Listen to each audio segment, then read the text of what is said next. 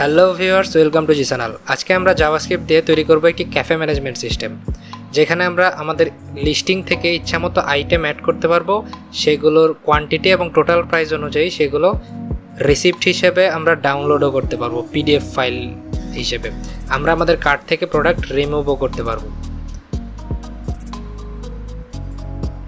তো চলুন শুরু করা যাক আজকের প্রজেক্টটি।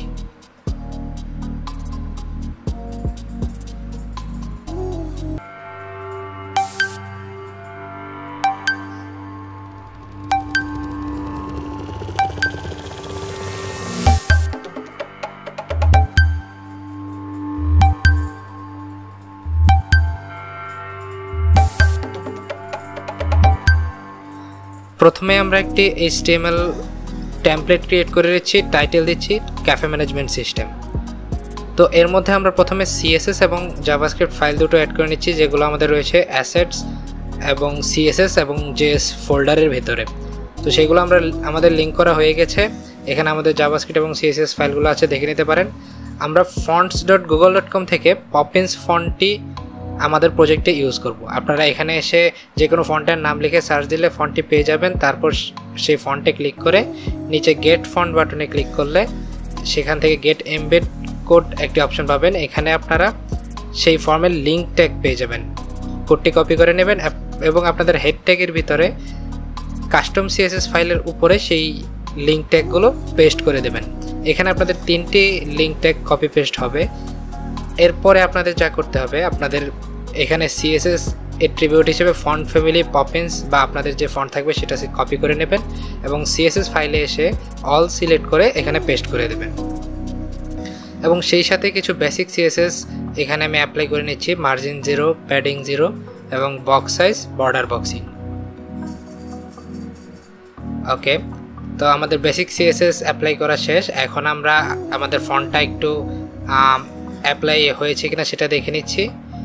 তার জন্য আমরা লাইভ সার্ভার অন করে এখানে আমাদের H2 ট্যাগের ভিতরে কিছু একটা টেক্সট লিখছি, ক্যাফে জি চ্যানেল। তো এটা আমাদের ফন্ট অ্যাপ্লাই হয়েছে যে তা প্রুফ করছে।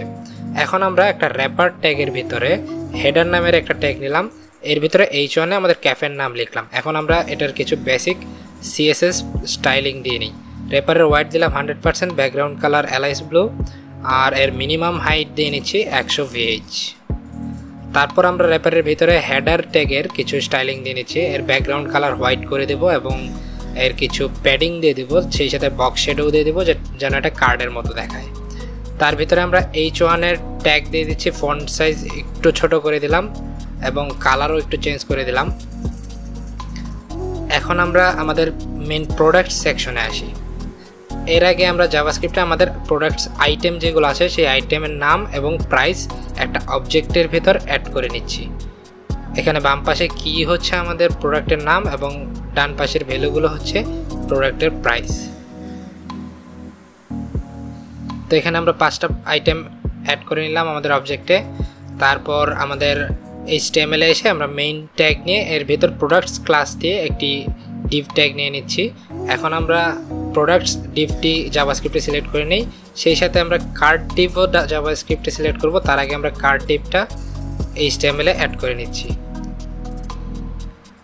শেষে এসে আমরা CSS এর মাধ্যমে মেইনের কিছু স্টাইলিং দিয়ে নিচ্ছি। মেইনের প্যাডিং দিচ্ছি 10 পিক্সেল, সেই সাথে ডিসপ্লে ফ্ল্যাক্স করে দিচ্ছি যেন বাম দিক থেকে ডান দিকে যায়, গ্যাপ দিচ্ছি 10 পিক্সেল।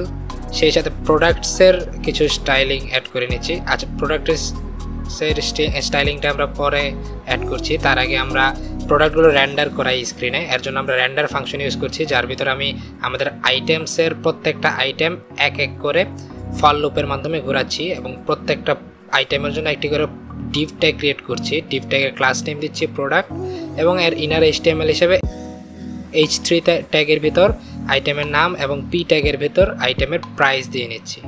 শেষে একটি বাটন অ্যাড করে দিচ্ছি। বাটনের ক্লাস দিচ্ছি অ্যাড টু কার্ট এবং এই বাটনে ক্লিক করলে আমাদের এই যে আইটেমটি র্যান্ডার হবে সেটি কার্টে অ্যাড হবে। তো এখন যদি আমরা র্যান্ডার প্রোডাক্টস ফাংশনটি কল করি তাহলে এখানে আমাদের প্রত্যেকটা আইটেম অ্যাড হবে। এখন আমরা প্রোডাক্টসের কিছু স্টাইলিং দিই, ডিসপ্লে ফ্ল্যাক্স করে দিলাম, ফ্ল্যাক্স র্যাপ অ্যাড করে দিলাম, সেই সাথে প্রোডাক্টেরও কিছু স্টাইলিং দিয়ে দিচ্ছি। তো এখানে আমাদের IMG বলতে কোনো ট্যাগ নেই, তাই আমরা IMGটা কেটে দিতে পারি। সিএসএস থেকে। তো আমাদের একটা বেসিক স্টাইলিং তৈরি হয়ে গেছে। আমরা এর হোয়াইট দিয়ে দিচ্ছি যেন নির্দিষ্ট পরিমাণ হোয়াইট নেয় এই প্রোডাক্ট সেকশন, তারপর বাকি সেকশনটা কার্ট হিসেবে নেবে। তো এর একটা বর্ডার রাইট আমরা দিয়ে দিতে পারি, আবার চাইলে আমরা কার্টের বর্ডার লেফট দিতে পারি। এখানে বর্ডার রাইট না দিয়ে সেক্ষেত্রে আমরা বর্ডার রাইটটা কেটে দিচ্ছি। তো এখন আমরা কার্ট সেকশনের কিছু স্টাইলিং দেব। কার্ট সেকশনেও সেম প্যাডিং হোয়াইট দিয়ে দিলাম, আর সেই সাথে বর্ডার লেফট দিয়ে দিলাম 2 পিক্সেল, যেন একটা গ্যাপ চলে আসে, একটা বর্ডার চলে আসে প্রোডাক্টস আর কার্টের মাঝখানে। এর মধ্যে আমরা রেন্ডার কার্ট ফাংশনটা কল করছি। রেন্ডার কার্ট ফাংশনটা বানাচ্ছি এখানে মূলত। রেন্ডার কার্ট ফাংশনের ভিতরে আমাদের যে কাজটা হবে সেটা হচ্ছে আমাদের যে কার্ট নামে একটা এমটি অবজেক্ট নিয়ে নিলাম, যার ভিতরে আমাদের কার্টের আইটেমগুলো থাকবে। তো এই কার্ট অবজেক্টের ভিতরে আমাদের যতগুলো আইটেম থাকবে সেই আইটেমগুলোকে আমরা ফর লুপের মাধ্যমে ঘোরাবো এবং প্রত্যেকটা আইটেম কার্ট অবজেক্টের ভিতরে অ্যাড করব। তো এর জন্য আগে আমাদের অ্যাড টু কার্ট দিয়ে অবশ্যই কার্ট অবজেক্টের ভিতরে কিছু আইটেম রাখতে হবে যখন আমরা অ্যাড টু কার্ট বাটনে ক্লিক করব। তো আমরা এখানে ডাটা আইটেমের বদলে এখানে অন ক্লিক ইভেন্ট ইউজ করতে পারি অ্যাড টু কার্ট বাটনে। এর জন্য আমরা এটা কেটে দিয়ে অন ক্লিক ইকুয়াল টু একটা ফাংশনের নাম দেব, ফাংশনের ভিতরে আমাদের আইটেমটা পাস করে দেব। এখানে আমরা ফাংশনের নাম দিচ্ছি অ্যাড কার্ট। ওকে, অ্যাড কার্টের ভিতরে আমাদের আইটেমটা পাস করে দেব।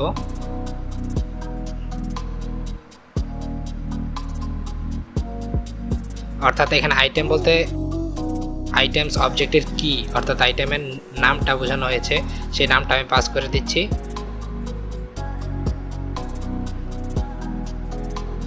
তাহলে আমাদের এখন অ্যাড কার্ট নামের একটা ফাংশন তৈরি করতে হবে, যার ভিতরে প্যারামিটার হিসেবে একটা আইটেম আমরা পাবো।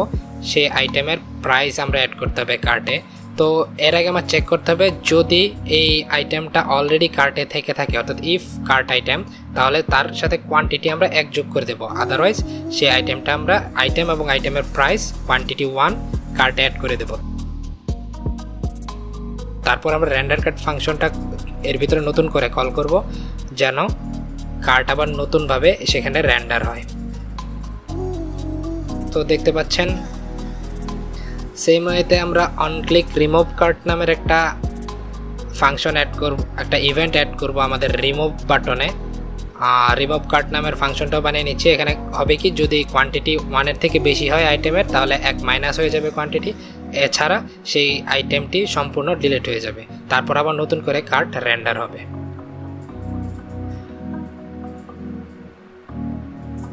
তো এখানে রেন্ডার কার্ট আইটেমটা ফাংশনটা আমরা চাইলে নিচেও দিতে পারি, একই কথা। এখানে একটা জিনিস লক্ষণীয় যে আমরা যত কার্টে প্রোডাক্ট অ্যাড করছি তত আমাদের মেইন প্রোডাক্ট সেকশনের যে প্রোডাক্ট রয়েছে সেগুলোর হাইট বেড়ে যাচ্ছে। তো এখানে আমরা খেয়াল করে দেখেন, আমি আবার নতুন করে কার্টে অ্যাড করছি আইটেম। যত অ্যাড করছি তত আমাদের যে প্রোডাক্ট সেকশনের প্রোডাক্টগুলো রয়েছে সেই প্রোডাক্টগুলোর হাইট বেড়ে যাচ্ছে। তো এটা চেক করার আগে আমরা এখানে টোটালটা অ্যাড করে নিই আমাদের কার্টে একদম সবগুলো আইটেমের নিচে টোটালটা দেখানো উচিত। তার জন্য আমরা একটা টোটাল ডিভ তৈরি করে নিলাম এবং তার ক্লাস নেম দিলাম টোটাল, এর ইনার HTML দিলাম আমাদের টোটাল ভ্যালুটা, তারপর সেটা অ্যাপেন্ড চাইল্ড করে দিলাম। তাহলে এখন আমাদের টোটালটাও দেখাচ্ছে। তো টোটালের কিছু স্টাইলিং দিয়ে নিই, এর মার্জিন টপ এবং প্যাডিং দিয়ে নিলাম, সেই সাথে টেক্সট লাইন এন্ড করে দিলাম যেন এটা একদম স্ক্রিনের ডান পাশে চলে যায়। তো একটু আগে যা বলছিলাম, আমরা যদি প্রোডাক্ট কার্টে অ্যাড করি, আমি সবগুলো আইটেমের নাম বড় হাতের করে দিচ্ছি প্রথম অক্ষর। এখন খেয়াল করে দেখবেন যা বলছিলাম, প্রত্যেকটা আইটেমের নিচে অনেকটা করে স্পেস চলে আসছে এখানে, একদম প্রত্যেকটা আইটেমের, কারণ এটা কার্টের সমান হাইট নিচ্ছে প্রোডাক্ট সেকশন। এর জন্য আমরা প্রোডাক্ট সেকশনের একটা নির্দিষ্ট হাইট বা একটা ম্যাক্সিমাম হাইট সিলেক্ট করে দিতে পারি। তো ম্যাক্সিমাম হাইটটা কত হতে পারে সেটা আইডেন্টিফাই করার জন্য আমরা ডেভ টুলস ইউজ করতে পারি। ইন্সপেক্ট এলিমেন্ট করে এখানে যদি আইটেমটায় আমরা হাইট কমাই তাহলে আমরা একটা পারফেক্ট হাইট মেজার করতে পারবো। তো দেখতে পেলাম 110 পিক্সেলে একটা পারফেক্ট হাইট পাচ্ছে প্রত্যেকটা প্রোডাক্ট। তো এখন সর্বশেষ যেটা বাকি সেটা হচ্ছে আমাদের প্রিন্ট ফাংশনের কাজ। তো তো এর জন্য আমরা একটা প্রিন্ট বাটন বানিয়ে নিচ্ছি, document.createElement বাটন। তো তার ক্লাস নেম দিয়ে দিচ্ছি প্রিন্ট। আপনারা চাইলে এখানে ক্লাস নেমও ব্যবহার করতে পারেন, আবার আইডিও ব্যবহার করতে পারেন। আমি ক্লাস নেম ব্যবহার করছি। তারপর প্রিন্ট বাটনে যখন ক্লিক করা হবে তখন আমাদের প্রিন্ট হতে হবে, আমাদের পিডিএফ হিসেবে ডাউনলোড হতে হবে টোটাল ফাইলটি। তো এর জন্য আমরা যেটা করতে পারি, JSPDF নামের একটা লাইব্রেরি আছে, তার CDN আমরা ইউজ করতে পারি। এখান থেকে CDNটা কপি করে নিচ্ছি, ডিসক্রিপশনে লিঙ্ক দেওয়া থাকবে। এবং এখানে প্রিন্ট বাটনের ভিতরে এসে এই কোডটা আমাদের পিডিএফ হিসেবে প্রিন্ট করতে সাহায্য করবে। তবে এর আগে অবশ্যই যদি আপনি CDN থেকে এই লাইব্রেরি ইউজ করতে চান, তাহলে উইন্ডো থেকে JSPDFটা আপনার মেইন প্রোগ্রামে ধরে নিতে হবে। তারপর আপনি JSPDF এর নতুন একটা অবজেক্ট ক্রিয়েট করতে পারবেন। তারপর সেই PDF এর ভিতরে আপনি ইচ্ছামতো টেক্সট ইনক্লুড করতে পারবেন। আমি টেক্সট ইনক্লুড করেছি ইউর অর্ডার এবং আইটেমগুলো, সেই সাথে টোটাল। তারপর সর্বশেষ order.pdf নামে সেই ফাইলটাকে আমি সেভ করে দিয়েছি। এখন যদি আমি কিছু আইটেম কার্টে অ্যাড করি, তাহলে সর্বশেষ টোটালটা দেখাবে। এবং প্রিন্টে যদি আমি ক্লিক করি, তাহলে আমাদের order.pdf নামে একটা ফাইল ডাউনলোড হবে। এই PDF ফাইলটি ওপেন করলে আমরা দেখতে পারবো আমাদের অর্ডার আইটেমগুলো সেখানে কোয়ান্টিটি সহ এবং প্রাইস সহ টোটাল সহ দেখাচ্ছে। তো আমি এটা আরেকবার অন্য প্রোডাক্টগুলোর দিয়ে টেস্ট করি। order.pdf ফাইলটা ডিলিট করে দিচ্ছি। এখন এখান থেকে আমি রিফ্রেশ করে নিচ্ছি, বার্গার, কফি এবং ফ্রাইস অ্যাড করে নিলাম, টোটাল 395 প্রিন্ট। ওকে, তো সব কিছু আমাদের ঠিকঠাক আসছে। এই ছিল আজকের মতো। আপনাদের যদি প্রজেক্টটা, এই সিম্পল মিনি প্রজেক্টটা ভালো লেগে থাকে, আর আপনারা যদি আরও ভালোভাবে অ্যাডভান্স জাভাস্ক্রিপ্ট শিখতে চান, তাহলে আমাদের চ্যানেলটি সাবস্ক্রাইব করে আমাদের সাথে থাকবেন। সেই সাথে ভিডিওটিও লাইক করে দেবেন, শেয়ার করে দেবেন বন্ধুদের সাথে, এবং আপনাদের কোনো মতামত থাকলে কমেন্ট করে জানাতে পারেন।